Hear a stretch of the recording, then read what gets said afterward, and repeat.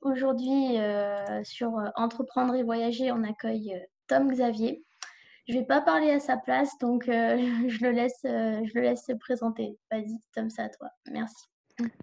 Alors salut, ben, moi je Ouais. fais du business sur internet depuis 2015 maintenant, donc ça fait à peu près 5 ans et ma spécialité c'est d'aider, les débutants complets sur internet, donc ceux qui font 0 € sur internet, à faire 2 000, 3 000, 4 000, 5 000 € par mois sur internet rapidement, sans trop de compétences techniques ou quoi, pour pouvoir vraiment avoir la liberté de leur agenda, de pouvoir aller où ils veulent quand ils veulent, enfin vraiment acquérir cette liberté pour savoir vraiment ce qu'ils veulent faire de leur vie. Je pense qu'il faut d'abord avoir l'esprit libre, Mmh. de toute contrainte avant de pouvoir se dire: «Tiens, c'est vraiment ça qui me passionne». Voilà, donc c'est ça que je fais. OK, et est-ce qu'aujourd'hui, donc, tu combien de personnes, tu aidé à te lancer? Qu'est-ce que concrètement, est-ce que tu peux nous expliquer, ce que tu offres à ces personnes-là, et ce que tu fais? À quoi ressemblent tes journées pour les accompagner? OK, alors, j'offre, des formations, donc j'ai plus de 2 000 clients dans mes formations. Après, je vais pas dire que les 2 000 Ouais. n'abandonnent pas et finissent par réussir, mais donc Mmh. j'ai aidé des centaines et des centaines de personnes. Tous ceux qui sont prêts à recevoir mon aide, je les aide et ce qui se passe, ben, tous les lundis et mardis, on a voilà, une visioconférence comme ça avec mes clients. Ils peuvent me poser toutes leurs questions-réponses, mais surtout, voilà, je leur donne une méthode étape par étape en vidéo où je leur explique, voilà, tu cliques ici, tu fais ça, tu postes ça ici, enfin, je leur explique étape par étape que faire pour faire rapidement, des ventes et comment développer, une compétence qui puisse vendre, quoi. Et donc en fait, tu as des élèves ou des clients, pour vraiment tout type d'activité? Ou est-ce j'imagine qu'il y a quand même des profils qui reviennent un peu plus que d'autres? Est-ce que, dans ta méthode, c'est vraiment ce que toi tu as expérimenté? Ou est-ce que tu as essayé de prendre, plusieurs, méthodes qui fonctionnent et d'en faire un petit peu ta synthèse à toi? Voilà, OK. comment ça se passe? Alors j'ai enseigné plusieurs, choses sur les différentes années là. J'ai commencé par ce que je faisais au début, ce qui est une agence de services en ligne. Enfin, par exemple, si tu vends des sites web ou un service de publicité ou de réseaux sociaux pour une petite, moyenne entreprise. Donc c'est ce que je faisais au début, et c'est ce que j'ai enseigné en tout premier. Ensuite, j'ai aussi enseigné la publicité Facebook parce que je suis devenu rapidement un expert là-dedans. Ensuite, j'ai aussi enseigné le dropshipping, l'e-commerce, avec l'aide d'un étudiant à moi qui avait réussi là-dedans et maintenant j'enseigne comment vendre de l'information, des conseils utiles et comment voilà, comment fournir une solution à une personne qui a un problème. Donc c'est ce que je fais maintenant et c'est vraiment ce que je fais depuis le début, c'est-à-dire vendre de l'information. Mmh. Donc c'est vraiment, la spécialité de ma spécialité. OK. Et en fait, donc, de ce que je sais, tu as un profil plus, d'informatique à la base, et donc, qu'est-ce qui t'a un petit peu fait évoluer vers, l'infoprenariat, et est-ce que ça correspond à ce que tu voulais aujourd'hui? Est-ce que c'est ce que tu préfères finalement par rapport à l'informatique? Comment il y a eu un petit peu cette évolution progressive? Mmh. OK. Alors quand j'étais dans l'informatique, donc j'étais technicien informatique, ce qui se passait, c'est que le premier job que j'ai eu à Paris, j'étais vraiment dans une très, très grosse entreprise et c'est comme si j'étais, un peu invisible. Mmh. Donc de temps en temps, je faisais un petit truc pour un collègue et il était super content, heu, que j'ai pu lui programmer un truc qui va lui servir. Mais voilà, tout le monde s'en foutait un peu de moi. J'étais invisible donc pour moi qui ai quand même besoin de sentir que je sers à quelque chose, Ouais, je pense la plupart d'entre nous, c'est ça. je me suis dit: «C'est pas pour moi». Donc je me suis dit: «Beh, je vais trouver un autre moyen de servir à quelque chose».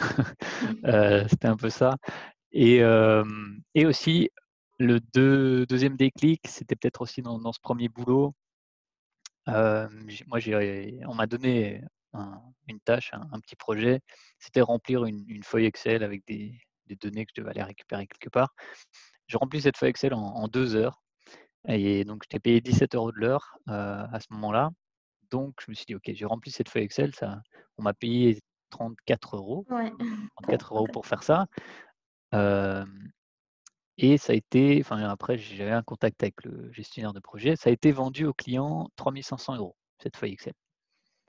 Donc en gros, ça a été enfin la boîte a fait 100 fois plus Mmh. d'argent que ce qu'elle m'a payé pour ce travail. Et du coup là, ça m'a quand même fait réfléchir, tu vois? Je me suis dit, bah, est-ce que mon talent est exploité vraiment à sa juste valeur? Si le 99 de mon talent est profite à quelqu'un d'autre plutôt qu'à moi. Enfin, je pense que je peux exploiter mon talent moi-même, merci. Mmh. Je Pour vais me toi. démerder à partir de maintenant. Non, mais voilà, enfin, c'était un Mmh. peu, voilà. Je vais exploiter mon talent tout seul, ça va être beaucoup plus, prolifique, quoi. Ouais. Et tu avais des enfin, est-ce que tu enfin, je pense que non, mais est-ce que tu avais des gens de ton entourage, qui avaient déjà un parcours entrepreneurial, Parce que Heu, finalement enfin, on remarque que ça reste et assez rare, mais il y a mon grand-père qui était entrepreneur. Je me suis d'accord. dit si si lui l'a fait, il était pas entrepreneur sur internet forcément. Mmh. Mais il était devenu millionnaire, donc je me suis dit: «Bon, bah, allez, c'est dans la famille, je peux le faire». Non, non, mais c'est pas ça, c'est enfin le Mmh. le le vrai contact que j'ai eu, c'était que j'étais parti en voyage, l'été 2013, hem, avec d'autres mecs rencontrés sur internet, mais un voyage qui avait rien à voir avec le business. Sauf que tous ceux que j'ai rencontrés pendant ce voyage, je crois que c'est 7 au total, ils avaient tous déjà un business sur internet. Donc il y en a un qui vend Ouais. le mec il avait 18 ans, il vendait des sites web depuis ses 16 ans et il a jamais été à l'école et il voyage 365 jours par année. Et je me dis: «Mais c'est quoi ce truc?» Enfin, c'est où c'est que je suis arrivé, quoi?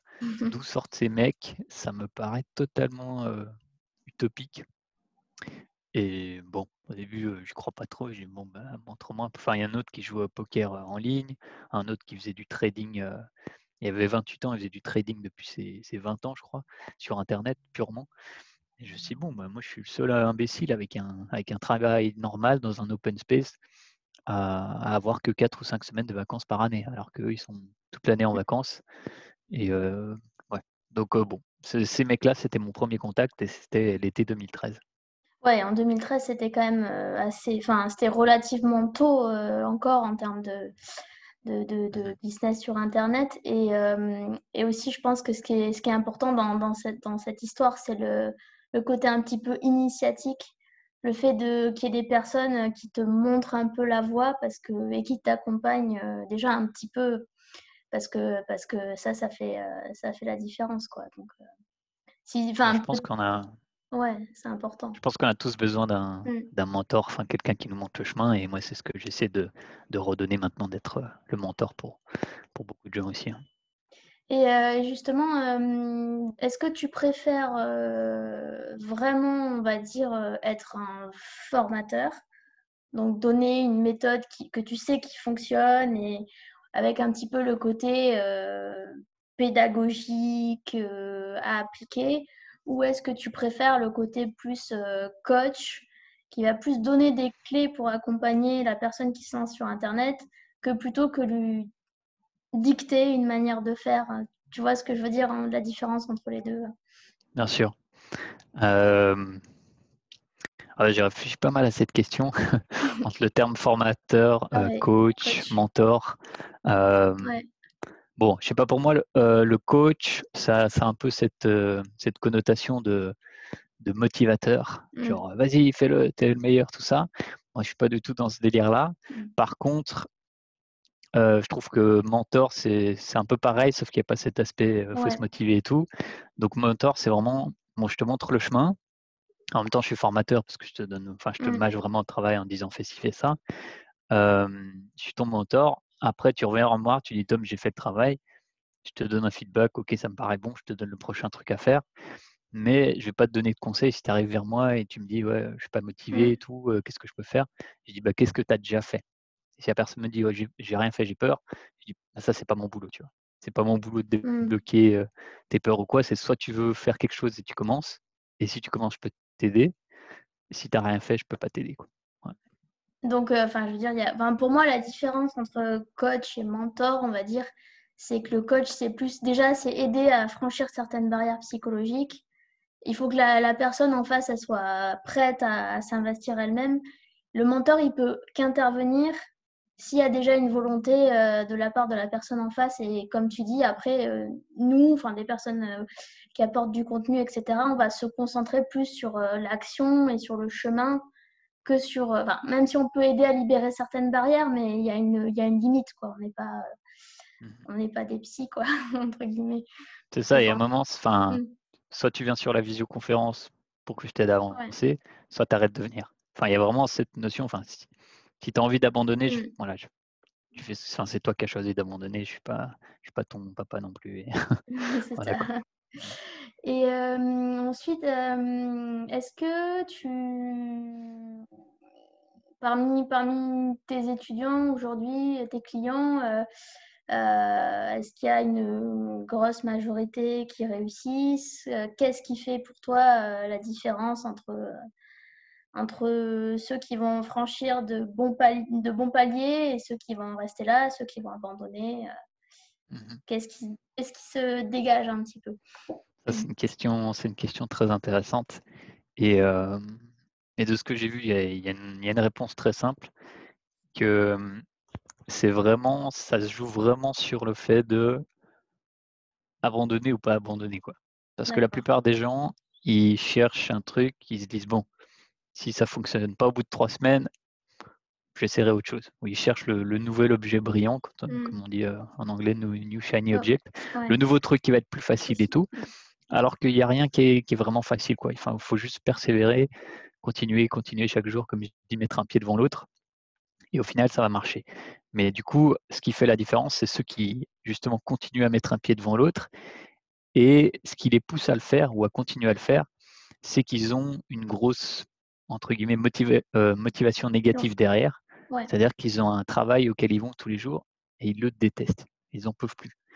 Ils se disent, il faut que je sorte de là le plus rapidement possible. Et du coup, boum, ceux-là, ils réussissent à tous les coups. C'est vraiment ceux qui ont la grosse.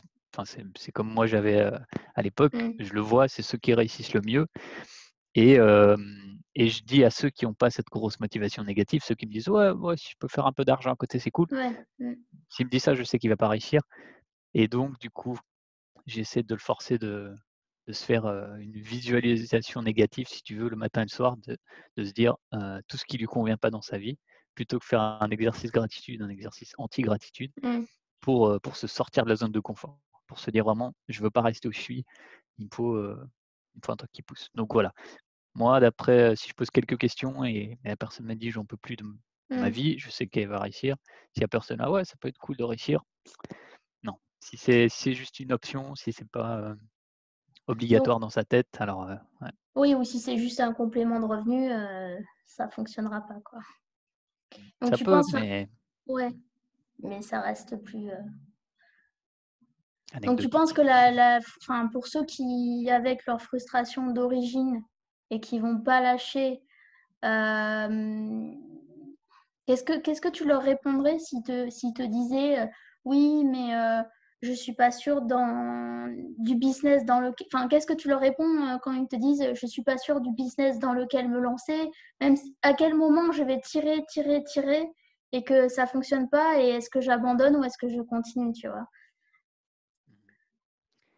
Je leur dis alors évidemment, voilà, je crois que c'est comme Einstein disait, voilà, la définition de la stupidité, c'est de refaire tout le temps la même chose et attendre un résultat différent. Hem Ouais, si à partir du moment où tu suis une méthode qui a fait complètement ses preuves à 100, donc tu es 100 sûr que la méthode fonctionne, alors il faut que tu partes du fait que le problème vient de ce que tu fais ou de que tu l'as pas assez fait, Mm. tu l'as pas fait assez longtemps. Après, chacun a ses forces, ses faiblesses. Oui. Il y en a qui vont faire une première vente au bout de 10 jours et il y en a qui vont prendre 2 ou 3 mois pour faire la première vente. Mm. Simplement parce que voilà, on a tous des trucs dans lesquels on est plus fort naturellement et tout. Il y en a qui doivent travailler un peu plus sur certains aspects et du coup, voilà, faut pas se comparer, mais il y a un moment, voilà, ce qui est sûr, c'est que voilà, si pendant 6 mois tu fais quelque chose et que ça va pas, c'est qu'il y a quelque chose Mm. à corriger, quoi, que tu n'es pas sur la bonne méthode ou quoi. Après, 1 mois, 2 mois, 3 mois, ça va pour avoir un premier résultat. Ouais. Ok. Ok, super. Ouais, et rapidement, on en a déjà parlé un petit peu, mais en termes de déclic, entre le moment où tu as cette frustration qui te ronge, et où tu vas franchir le cap, euh, enfin, je pense que le déclic, il est personnel à chacun d'entre nous, mais qu'est-ce qui toi, t'a fait le déclic? Alors moi, je sais que ça s'est fait un peu par hasard parce que j'étais en CDI et la start-up a fondu les plombs. Et mon ex-manager m'a proposé de me lancer à mon compte. Et ça s'est fait comme ça, donc c'était pas vraiment réfléchi. Mmh. Mais par contre, je sais que, comme toi, j'étais frustrée de ne pas être reconnue pour le travail que je faisais en entreprise, etc. Donc, je pense qu'il y avait quand même une, une germe, une graine derrière. J'avais aussi essayé quelques projets en étant étudiante, etc. Donc voilà, il y a toujours un petit, une petite graine quelque part, mais la différence entre la graine, tu vois, et qui va passer au déclic. C'est parce qu'il y a des graines qui peuvent rester intérieures, mais Mmh. après, il va y avoir une différence entre la prise de conscience quelque part de pouvoir se lancer et d'abandonner des schémas classiques. Mmh. Ouais, alors je pense que c'est pour chaque personne différent. Je pense aussi que c'est une histoire de vase qui se remplit, quoi. Enfin, tu as des gouttes, des gouttes, des gouttes et au final, tu as une goutte qui fait déborder le vase, mais est-ce que c'était vraiment la goutte ultime? Enfin, Mm, est-ce que mm, c'était vraiment ça le déclic?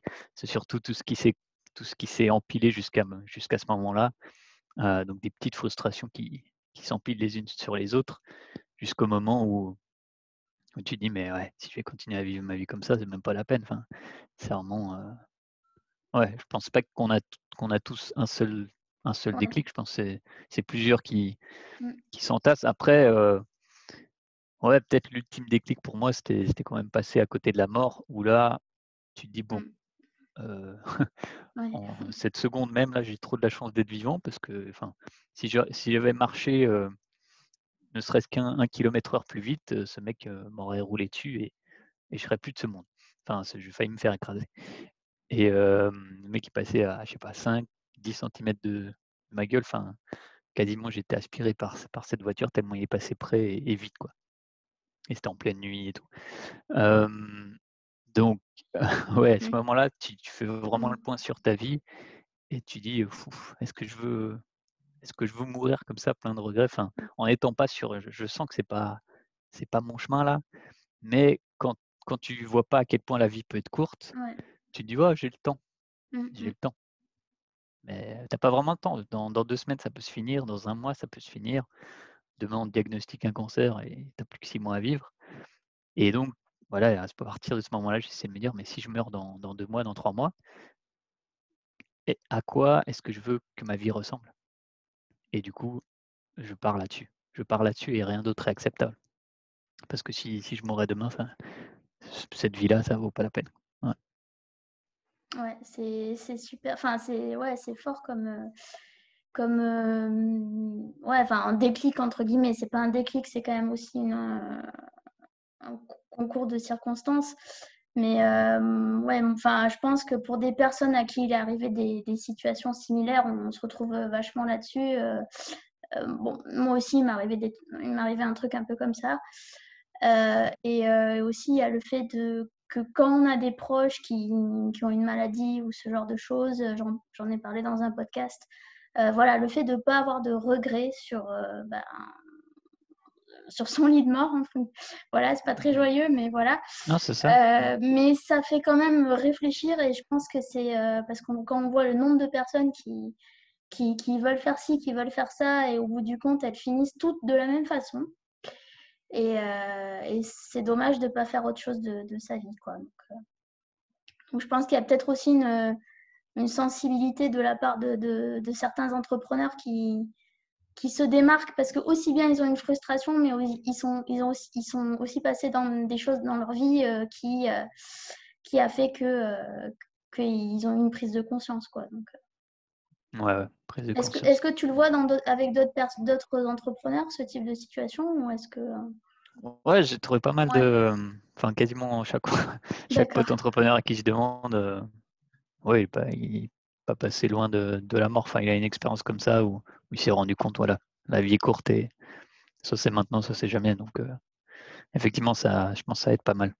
Je dis pas que c'est nécessaire, Oui, mais oui. encore une fois, ouais, avec tous les gens avec qui j'ai parlé, on trouve quelque chose de similaire, comme par hasard. Ouais. Ouais, d'accord. On va être un peu plus, un peu plus joyeux maintenant. À quoi ressemblent tes journées aujourd'hui, que tu décrives un petit peu pour ceux qui nous regardent. Aujourd'hui, c'est quoi le quotidien de Tom Xavier? Un peu plus joyeux que... Ok. Bon, avant, j'étais en mode, ouais, je peux me lever quand je veux, je me lève à 9h, 10h, 11h, je m'en fous et tout. Alors, c'est vrai, enfin, je m'en fous, j'ai pas d'alarme. Sauf que maintenant, je suis réglé sur le lever du soleil. C'est-à-dire, je me lève à 5h40 avec le soleil. Je bois mes 2 bouteilles d'eau. Je déjeune pas tout de suite. Et je fais la plupart de mon travail le matin, donc Ouais, entre 6h et 9-10h. Et pareil. voilà. Puis après, ma copine se lève. Donc après, je passe du temps avec ma copine. Et puis, je profite Ouais, je vois ça. de la mer qui est juste là. Voilà. Je regarde Netflix aussi. Bon, en ce moment, le problème, c'est que je suis encore en confinement en Colombie, donc je peux pas trop sortir. Mais sinon, voilà, je peux aller faire des sports aquatiques, visiter la ville, enfin l'endroit où je suis. J'aime bien aller tester des restaurants aussi. C'est une de mes grandes passions. Un bon équilibre entre profiter de ses voyages et travailler sérieusement. Ouais. Ouais, je pense que voilà, enfin, je me force pas à travailler plus que 3-4 heures par jour parce que déjà j'ai pas besoin et c'est vraiment la dose qui me fait plaisir et, voilà, du coup après j'ai le reste de la journée libre, quoi. Donc toi, tu te concentres plus dans tes tâches, plus sur on va dire le coaching par visio, ou après il y a d'autres, la préparation de tes formations, ou est-ce il y a d'autres, la gestion Ok. de ton équipe, j'imagine? Ouais, alors gestion de mon équipe, donc j'ai mon assistante avec qui je travaille depuis plus de 3 ans, peut-être même 4 ans. Et ça a toujours été, elle se débrouille vraiment toute seule, tu vois? Enfin, on est en Mmh. contact sur Skype. Des fois, voilà, on s'échange des messages comme ça, mais je crois qu'on se parle tous les 6 mois, voire tous les 1 an. Ah ouais. C'est vraiment, voilà, elle est en mode, liberté aussi. Je lui donne la liberté qu'elle a besoin et puis elle fait un super boulot. Donc j'ai de la chance pour ça. Hem, Sinon, ouais, alors en ce moment, le lundi, mardi, effectivement, voilà, je donne ma visio, de coaching, de mentoring, Ouais. à mes clients. Le mercredi, je fais rien du tout. Le jeudi, ouais, créer du contenu ou envoyer un email, faire du Mmh. marketing. Le vendredi, soit créer une nouvelle vidéo de formation, soit mettre à jour, une vidéo existante. Aujourd'hui, je mets à jour une vidéo dans le cours d'après le feedback des clients et tout, Ouais. puis plein de nouveaux trucs qu'on a découverts. Le samedi, je les appelle avec mes amis entrepreneurs pour faire le point, pour qu'on partage, les meilleurs trucs, ce qui a fonctionné dans la semaine, ce qui a pas fonctionné. Et le dimanche, c'est congé complet aussi. OK. Et j'avais une question, je sais plus. C'est pas grave, tant pis, ça m'est parti.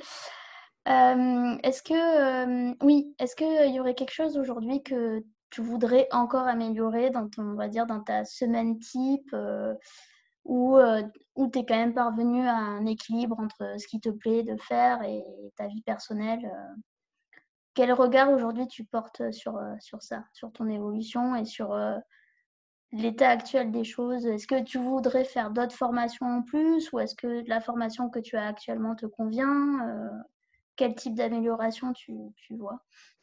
Alors je vais créer une nouvelle formation, pour les plus avancés, disons, pour arriver à un autre niveau parce que enfin, Ouais. ma doctrine, ça a toujours été, voilà, je te prends de zéro, je t'amène à 5 000 par mois.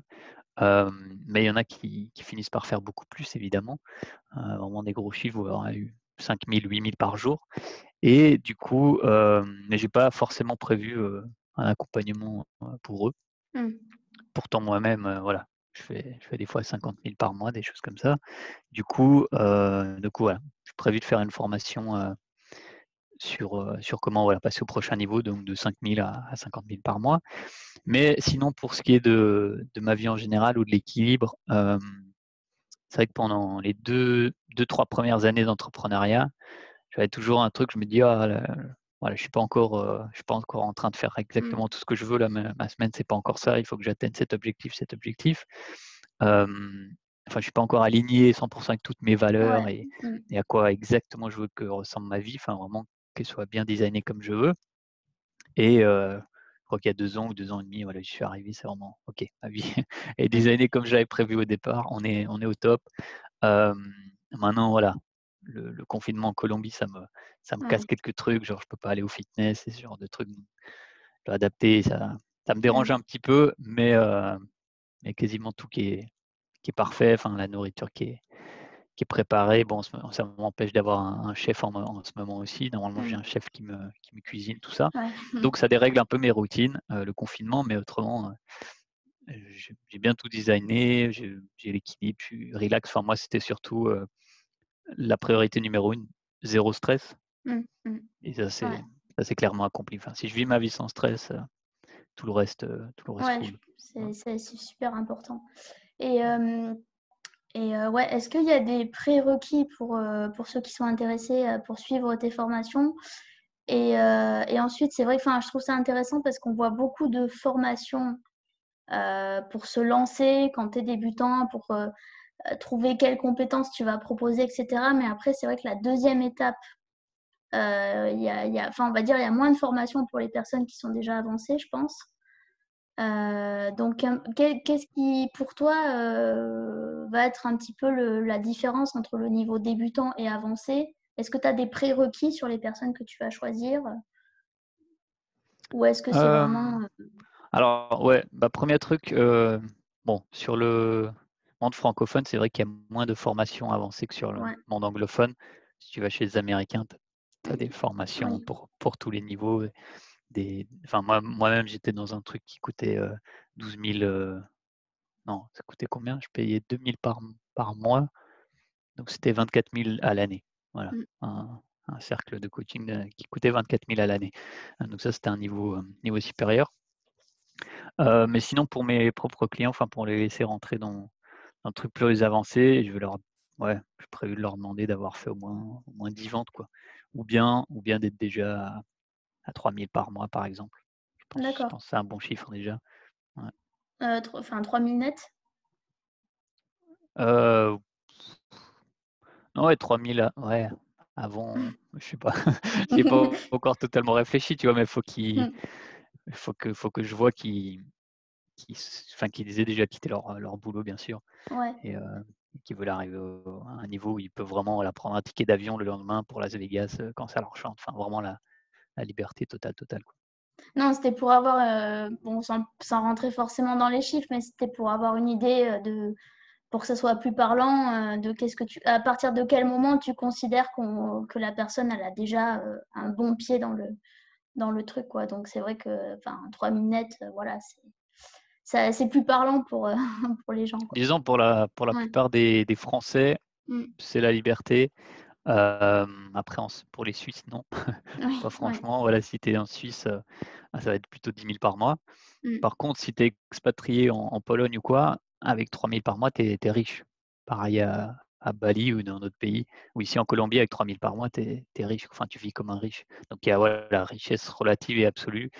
Donc je vais entre guillemets les juger, sur leur Mmh. richesse relative. Donc s'ils sont dans un pays pauvre, ils vont avoir plus d'argent à disposition pour mettre les bons leviers en place.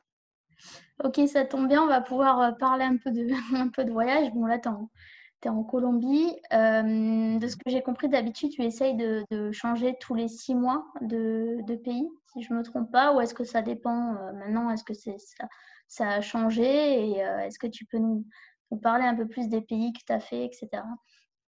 Mmh. Alors au départ, j'étais sur une durée de 3 à 6 semaines Ouais. dans chaque endroit. Le problème avec ça, c'est que enfin voilà, ça te permet de profiter plus que juste d'être 2-3 jours dans un Mmh. endroit. Donc tu commences à faire des connexions et toi à rencontrer des gens, à connaître des endroits et pile au moment où tu commences à te faire des potes, tu repars Mmh mh. et Mmh. c'est Ça passe très super vite. frustrant.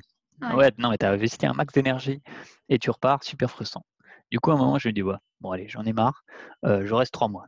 Enfin, je reste toute la durée, d'un visa, par exemple. Ici en Colombie, voilà, tu Mmh. reçois 90 jours, au Pérou, tu reçois 90 jours aussi, par exemple. Enfin, il y a beaucoup d'endroits où tu reçois 3 mois. Ouais, J'ai dit: «Bon, d'accord. bah, je vais faire, voilà, 3 mois et si je peux prolonger 3 mois de plus, je vais faire comme ça, voilà, je vais me sentir un peu chez moi» et j'ai commencé à faire ça. Bon, j'ai fait 3 mois en Pologne. Après, ouais, après quand ça commençait à devenir froid, j'ai décidé de suivre le soleil et Mmh. aller là où il fait chaud. Où je suis allé après Barcelone. Barcelone, j'ai fait 3 mois. Après Barcelone, je suis allé au Costa Rica. Costa Rica, j'ai fait 3 mois de nouveau. Et voilà, ça me plaisait bien de faire 3 Mmh. mois. Enfin, tu as le Ouais. temps vraiment de te poser dans un endroit, créer quelque chose et sauf que voilà, je me suis dit: «Bon, c'est quand même encore un petit peu c'est pas le top du top. Je vais essayer plus que 3 mois». Enfin, c'est cool quand Mmh. même d'avoir des trucs, dans ta «maison» entre guillemets. Enfin, si tu achètes un nouvel écran ou quoi, un truc, Oui. Mmh. bah, tu peux pas le mettre dans ta valise, pour C'est aller dans ça. l'avion après. Du Ouais. coup, j'en avais marre de balancer des trucs que j'achetais. Donc ça, Mmh. c'était la Mmh. prochaine frustration et je me suis dit: Ouais, «Bon, je comprends. rester plus longtemps» et au Pérou, donc je suis resté, à peu près 1 an et demi Top. parce que c'était parfait. Enfin, j'avais un penthouse vue sur la mer, le climat était Mmh. génial. J'ai fait plein d'amis. J'organisais des fêtes tout le temps et tout. Donc c'était top. Juste, l'hiver à Lima où le climat descendait, hein. Ouais. Enfin, il y avait beaucoup de brouillard. Je me suis dit: «Non, je veux un endroit où il y a tout le temps du Et dans soleil». les montagnes et tout, ouais, j'y suis allée donc ouais, c'est OK. mmh. Ouais, le Pérou, c'est magnifique et du coup, bref, ici, en Mmh. Colombie, donc je cherchais le soleil tout le temps. Effectivement, il y a le soleil tout le temps, mais c'est un tout petit peu trop chaud. Donc bref, je suis encore à la recherche Mmh. de l'endroit parfait, si tu veux. D'accord. Mais j'ai quand même prévu de me poser à un endroit et après de continuer à voyager, mais plus faire, genre, je suis 1 mois et demi, à la maison pour être dans une bonne routine et tout. Ensuite, je pars 2 semaines. Ensuite, je reviens 1 mois et demi, je repars 2 semaines. Donc voyager 25 du temps, si tu veux. Mmh. Donc Plutôt tu que d'être as full nomade, ça fait 4 ans, 5 ans que je suis full nomade, ça je ouais, commence à fatiguer. Ouais.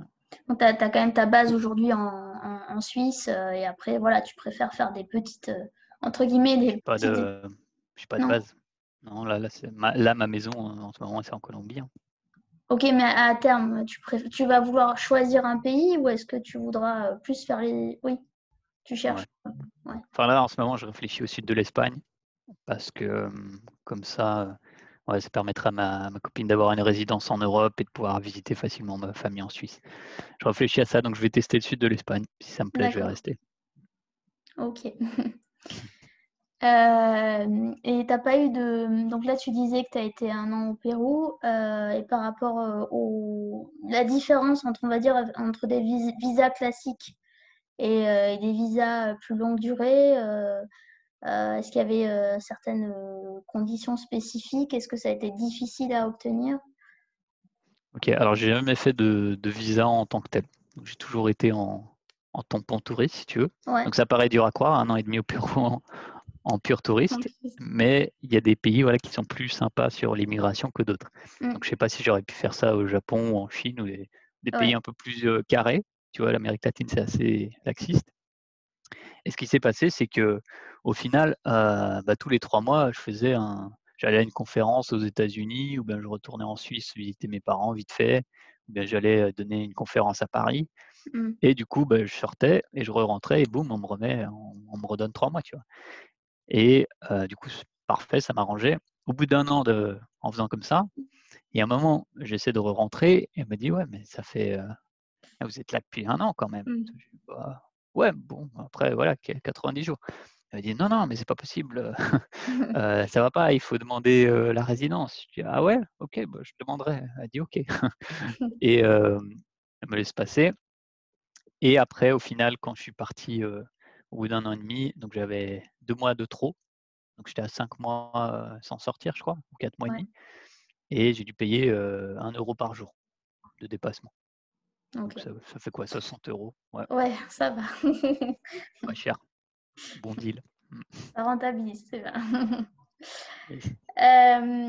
Ok. Et justement, puisqu'on parle de ça rapidement, est-ce que tu as des conseils pour les personnes qui veulent devenir digital nomades?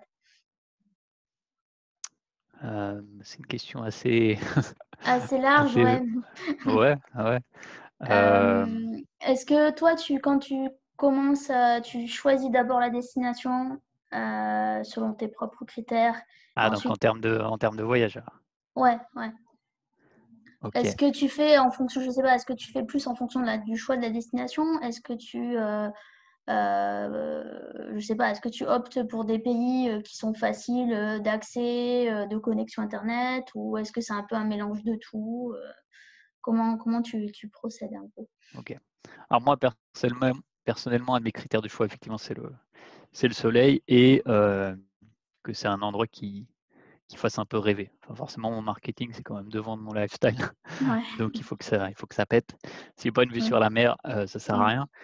Mais aussi, voilà, je suis dans plusieurs groupes de business, d'entrepreneurs et tout, et plein de potes business nomades et qui sont un peu partout dans le monde. Du coup, la moitié du temps, ben, je vais à un endroit où il y a déjà des potes à moi. Voilà. D'accord. Donc par exemple, l'été passé, j'étais en Ukraine, à Kiev, parce que, ouais, ils sont 6 ou 7 déjà, et puis après on peut s'organiser des appartements ensemble. Donc aussi s'organiser des appartements ensemble, c'est cool parce que voilà, ça fait baisser le prix Mmh. pour chaque personne, et tu es pas tout seul à bosser sur ton business pour démarrer. Enfin, on est tous sur la même longueur d'onde. Tout ça, c'est bien positif, bien organisé. Ça permet d'avancer ensemble. Donc ce que je conseille, c'est vraiment de se retrouver sur des groupes Ouais. où il y a déjà des entrepreneurs qui voyagent, de se grouper, de se dire: «On va dans telle ville, on se prend un Airbnb à plusieurs, et heu et voilà, on va être discipline et tout, on va au fitness ensemble», enfin, on fait des trucs. Parce que la discipline et l'environnement au départ, c'est extrêmement important. Et donc, la plupart de tes expériences, donc elles étaient collectives. Est-ce que ça t'embête? Enfin, est-ce que tu es partie avec des gens internationaux ou francophones uniquement? Et est-ce que tu penses pas que ça peut vous couper, entre guillemets, des rencontres locales ou plus spontanées, le fait d'être en groupe comme ça? Enfin, je dis ça parce Hem, que moi, je suis partie toute seule en Thaïlande, et je trouve que c'est intéressant aussi de partir seule parce que ça te permet de toi te tester et de faire des rencontres auxquelles tu pensais pas. Donc il y a un peu ces 2 mmh côtés, quoi. Alors, bah, j'ai fait l'expérience aussi, je suis parti, j'étais un mois au Japon tout seul. Mmh. Le problème avec le Japon, c'est que c'est vraiment une autre planète. Ouais. La Thaïlande, c'est très accueillant, si tu compares. Heu, donc le Japon, enfin même pour trouver un savon pour la douche dans un magasin, c'était impossible, hem, parce qu'il y a tout qui est écrit en symbole japonais. Mon Google Translate, il comprend rien. Mmh. J'avais pas encore de connexion internet, je n'en ai pas trouvé d'ailleurs, enfin pour le téléphone. Enfin tout était tellement Compliqué. compliqué, et je me sentais tellement seul dans un monde tellement différent que, mon seul réconfort, c'était d'aller au Starbucks pour, trouver quelque chose de connu, tu vois? Mmh. Donc, depuis ce Mmh. moment-là, je suis plus très fan d'y aller tout seul, D'accord. et non, enfin, on reste pas ensemble comme ça. Enfin, disons, moi, à chaque endroit où je vais, j'essaie d'apprendre la langue le plus rapidement possible. Donc maintenant, je parle pas mal de langues. Ouais, français, anglais, allemand, espagnol, donc ces 4, je suis courant. Mmh. Commencer à apprendre le russe, donc russe, je suis débutant, polonais, j'ai passé 1 an et demi au Pologne, au final, donc le polonais, je comprends quand je l'entends. Ouais. Donc vraiment, ouais, pour moi, le but, c'est aussi d'expérimenter à fond la vie comme un local, quoi. C'est pour ça que je OK. reste plus longtemps aussi. Je veux pas être Ouais. juste le mec touriste, qui Mmh. va: «Hey, je vais polluer ton pays et après je me casse». Mmh. C'est vraiment voir, voilà, qu'est-ce que tu manges, comment tu vis, comment ça se passe chez toi, enfin, comment sont les endroits pas touristiques, enfin les quartiers, populaires, tout ça, enfin, ouais, c'est ça qui m'intéresse. Ouais, ça c'est, enfin voilà, je pense que quand on aime le voyage, ça c'est le c'est le must, quoi. Mais est-ce que, il y a eu des fois où ton pour répondre à certaines personnes qui m'ont déjà posé la question, est-ce qu'il y a des fois où il y a le business un peu qui prenait trop de place ou trop d'impact sur ton voyage et qui t'empêchait d'être suffisamment détendu et d'apprécier, tu vois, tu étais un peu trop focus, stressé et ça prenait un peu la part dessus. Comment tu fais par rapport à Bien ça? sûr. Ça, c'est les souvenirs les plus vifs, tu Ouais. les oublies jamais. C'est Mmh. quand tu es à Playa del Carmen au Mexique et que tu peux juste t'acheter des pâtes parce que l'argent rentre pas quoi, mais tu es dans un endroit paradisiaque, mais tu restes, dedans avec la clim, à essayer de faire de la thune. Mmh. Non, ouais, non, clairement, il y a voilà, on a tous des Mmh. moments de galère forcément, à un moment ou à un autre. Donc ce que je recommande du coup au départ, c'est vraiment enfin oui, voyager, enfin aller se poser dans un autre pays, oui, mais voilà, je conseille une durée plus longue parce que comme ça, tu as pas le stress de: «Oh, je suis Mmh. pas en train de visiter ça et ça» Ouais. et il faut quand même que tu prennes le temps de développer tes routines, tes habitudes, d'avoir une bonne routine de travail et d'arriver à un 5 000 par mois qui est stable quoi. Enfin Mmh. qui t'enlève le stress, vraiment où tu de manière constante et régulière, tu dépenses moins que ce que tu fais rentrer et après voilà, tu peux profiter mais si tu es pas encore à ce stade-là, enfin, c'est très tentant. Tu es: «Ouais, je suis dans un Mmh. pays, allez, c'est parti, c'est la fête, je suis libre». Ouais. Tu Tu es pas vas encore perdre, libre jusqu'à ce ouais. que ton Mmh. compte en banque soit libre. Donc ouais, c'est un piège, dans lequel, on tombe pas mal au début. Ouais, je suis assez d'accord avec ça donc ouais. Hem et puisqu'on parle, d'échecs, de difficultés, toi tes plus grosses, ouais, on va dire tes plus gros échecs, qu'est-ce que ça a été et comment tu as rebondi par rapport à ça? OK.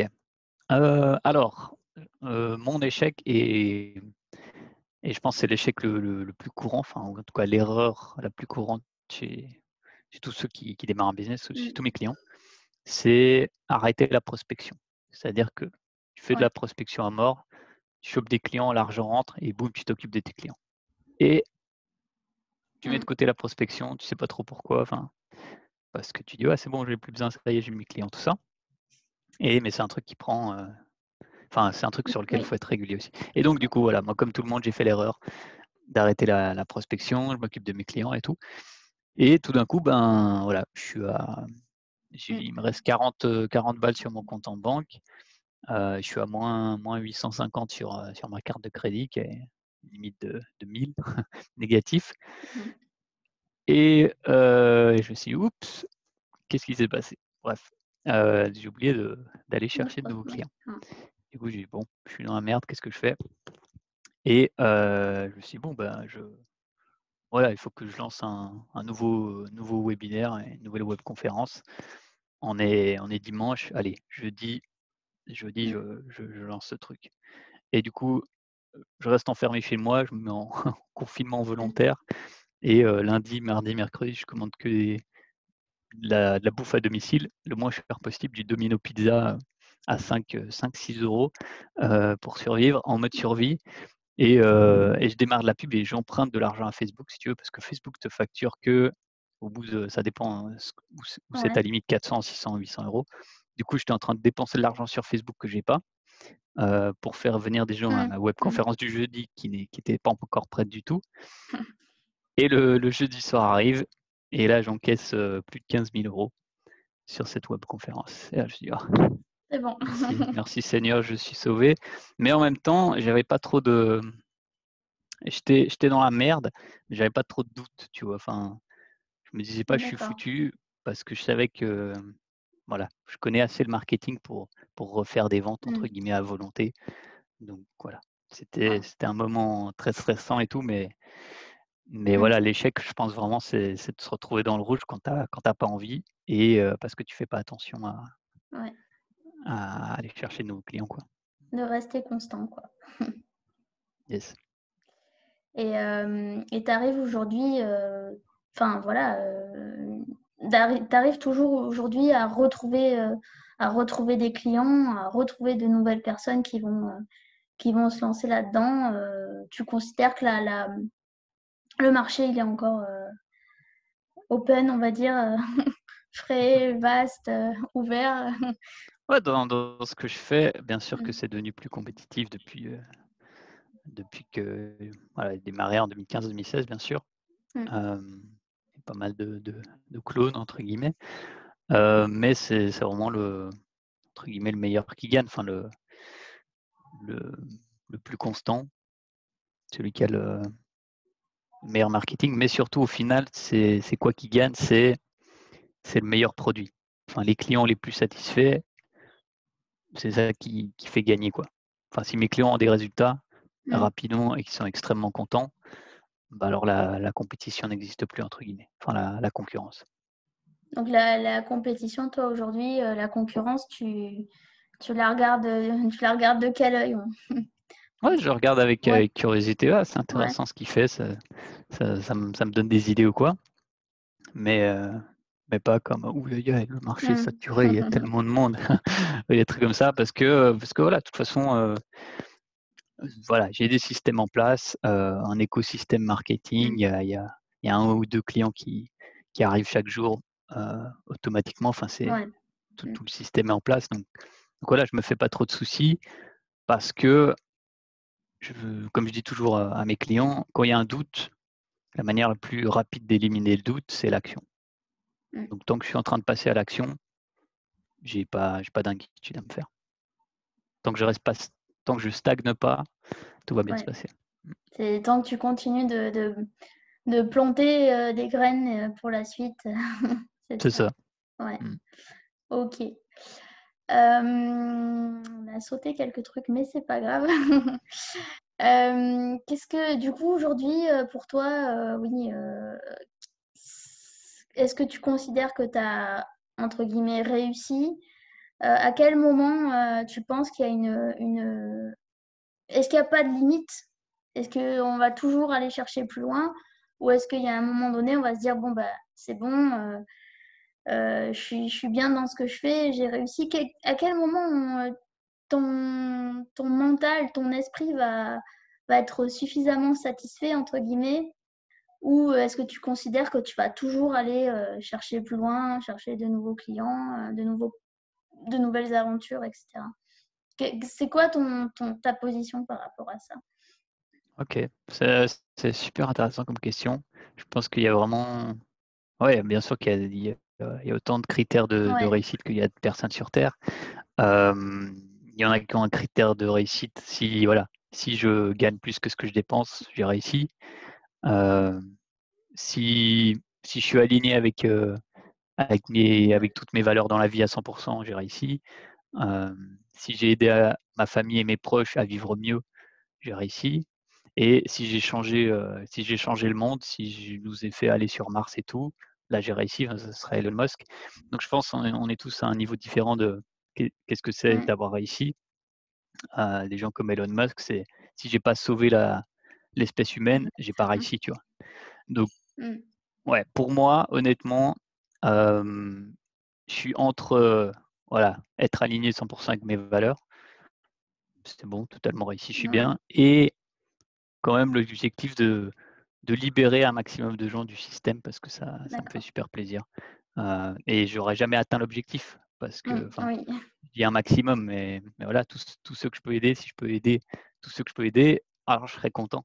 Mais je suis déjà super content voilà. Et aussi d'aider ma famille, bien sûr. Ouais. Voilà. De pouvoir mettre super bien ma famille, ça c'est un objectif qui est très puissant et qui serait clairement la définition de la réussite. Cool.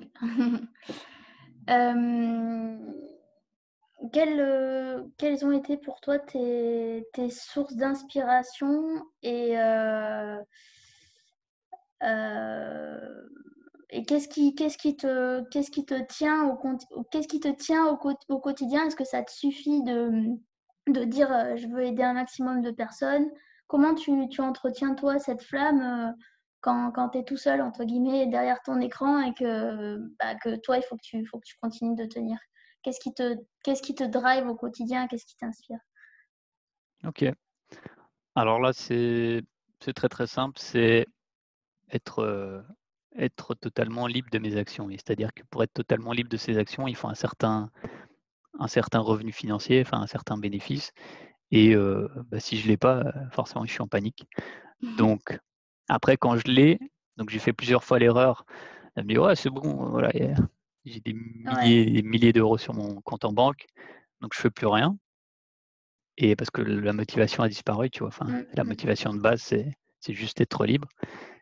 Et du coup, après, ça repasse presque au niveau en dessous. Et là, je me dis, ah, ça me remotive, je repars. Sauf que maintenant, j'ai appris à repérer mes schémas justement où j'ai plus de motivation quand il y a plein d'argent sur le compte. Et Ouais. je sais qu'à ce moment-là, je dois continuer. Donc, c'est juste apprentissage par l'expérience. Mais la motivation de base, ça reste toujours la même, c'est de pouvoir vivre ma vie comme je veux jusque, jusqu'à la fin Mm. de mes jours. C'est ça la motivation de base, je pense que ça restera toujours la même. Est-ce que tu as d'autres projets professionnels, je sais pas, créer d'autres entreprises ou d'autres startups ou je sais pas, ou sortir ton propre bouquin? Est-ce que tu as d'autres projets de ce type? Heu, Pas du tout. Voilà, mon Mmh. projet de vie, c'est de continuer à Ouais. aider les gens à quitter leur boulot traditionnel et démarrer sur internet. Voilà, j'ai décidé de faire ça pour le reste de ma vie parce que voilà, j'ai changé pas mal de business, Ouais.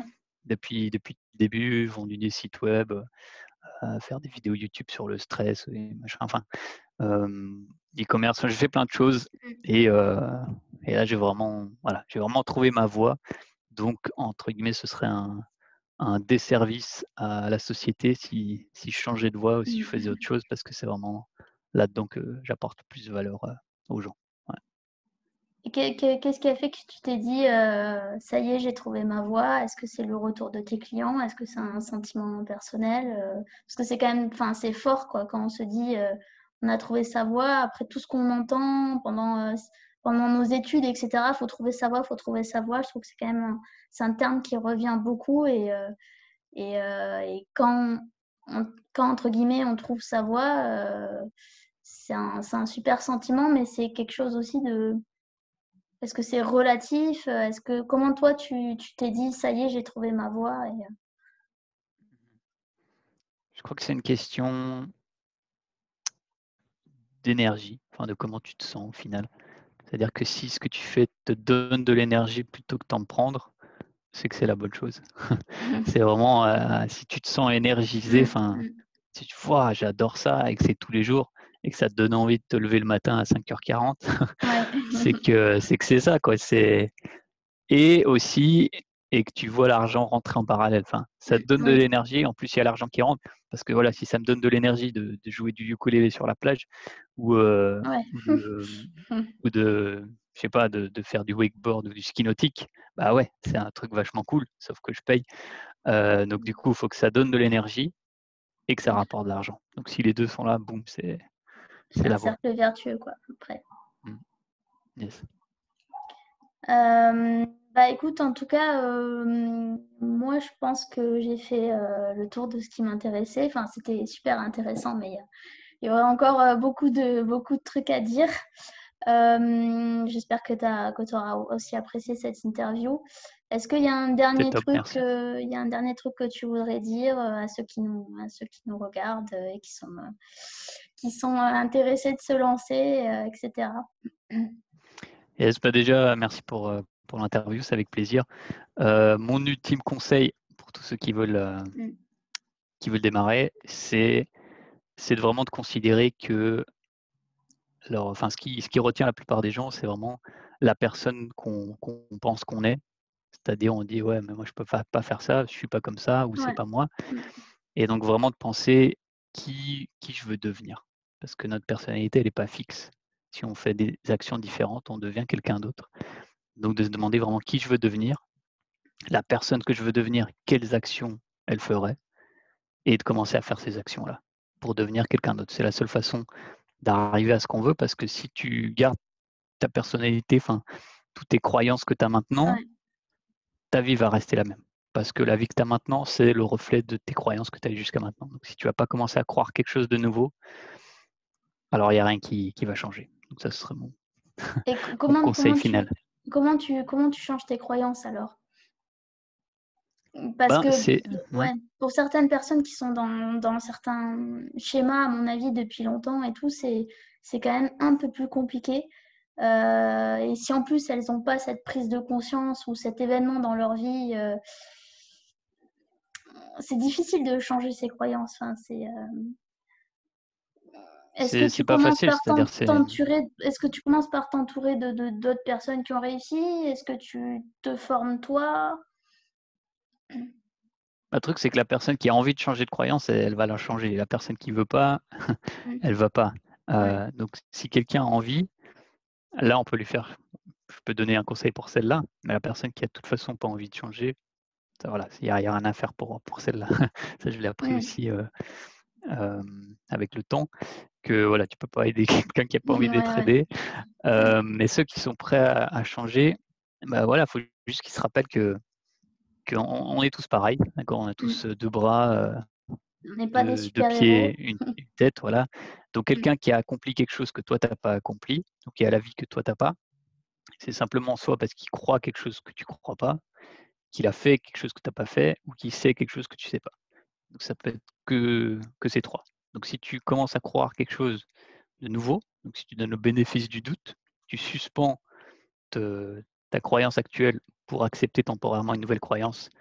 Tu prends les actions, enfin tu prends le savoir qu'il faut pour actionner cette nouvelle croyance, que pour l'instant tu crois pas, mais Mmh. voilà, on y va, on essaye et après tu vois que ça marche, tac, la croyance elle change. Enfin, il faut prouver au cerveau par la preuve forcément, en mettant en suspens sa croyance actuelle.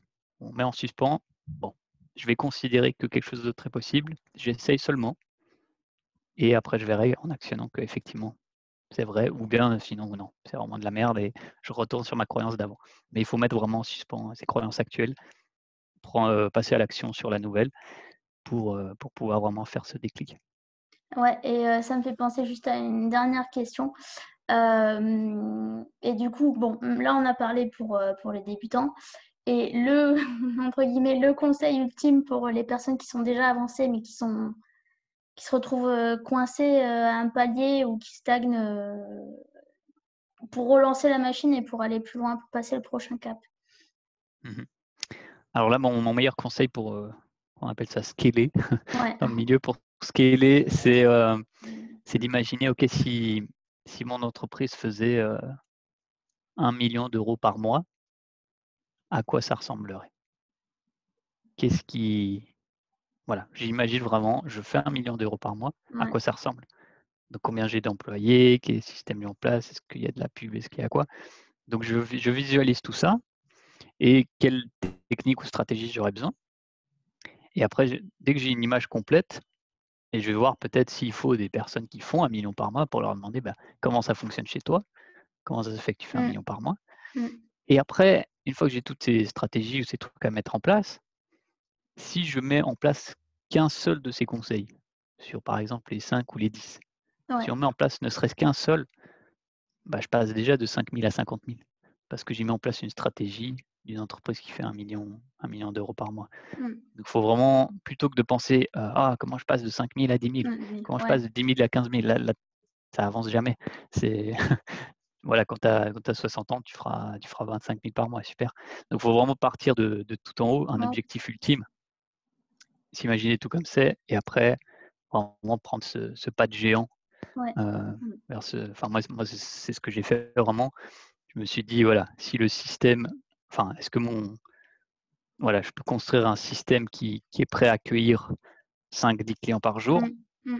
Je vais construire ça, comme ça je suis prêt. Je construis ça, OK, je peux accueillir 5-10 clients par jour.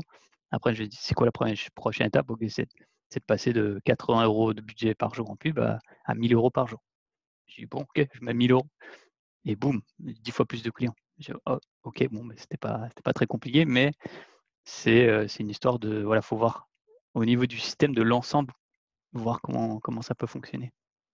OK. Bah, en tout cas, c'était super intéressant. Je te remercie beaucoup. Je pense que les gens qui vont nous écouter vont apprendre, plein de choses déjà.